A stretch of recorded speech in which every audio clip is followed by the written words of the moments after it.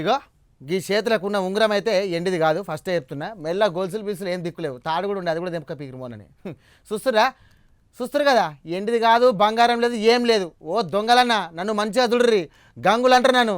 చేతికి ఉంగరాలు పెట్టుకుంటున్నా అని చెప్పేసి ఎండి అనుకునేరు. కాదు, అసలు ఉంగరాలు దిక్కులేవు నా చేతులకు. కానీ చూస్తేందుకు ఖతర్నాక్ ఉండాలని చెప్పేసి 10 రూపాయల కుత్తగా కోటిలో కొన్నా.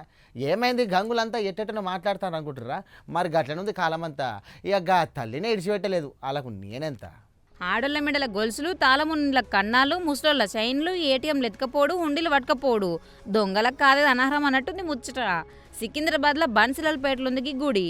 ఇడ కట్ట మైసమ్మ, ఉప్పులమ్మ, అడవి మైసమ్మ తల్లులు కొలువై ఉండ్రు. లైన్ గుండే తల్లుల విగ్రహాల అడవి మైసమ్మ తల్లిలే చూడుర్రేది.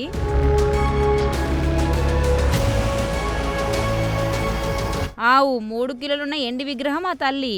కథం ఎవరు వచ్చిర్రు, తల్లి విగ్రహాన్ని ఎత్తుకపోయారు. పొద్దుగాల తల్లిని చూసేందుకు పోయినోళ్ళు ఓ తల్లి లేకపోవడంతో షాక్ అయ్యారట. ఉత్త విగ్రహాల నుంచి పేరు వెండి విగ్రహాన్ని పట్టుకపోయారు. అందుకే ఇది దొంగల పని ఎరకైంది ఎంబడే పొద్దుగాల వచ్చినోళ్లకు.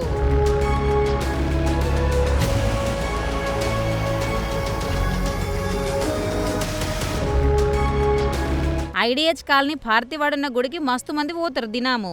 కొలిసినోళ్ళ కొంగు బంగారం అయ్యే తల్లులనే పేర్లుంది. కోరిన కోరికలు తీరుతారట తల్లులు. అందుకే నిష్ట గొలుచుకుంటారు భక్తులు వచ్చి. అసంటి తల్లి విగ్రహాన్ని ఎత్తుకపోయే వరకు ఆడున్నోళ్ళంతా నెత్తిన ఉరగొట్టుకుంటారు. మా అమ్మని మళ్ళా తెచ్చి ఈయనే పెట్టాలి, పెట్టదాకా ఊకున్నదిలని లొల్లి పెట్టారు.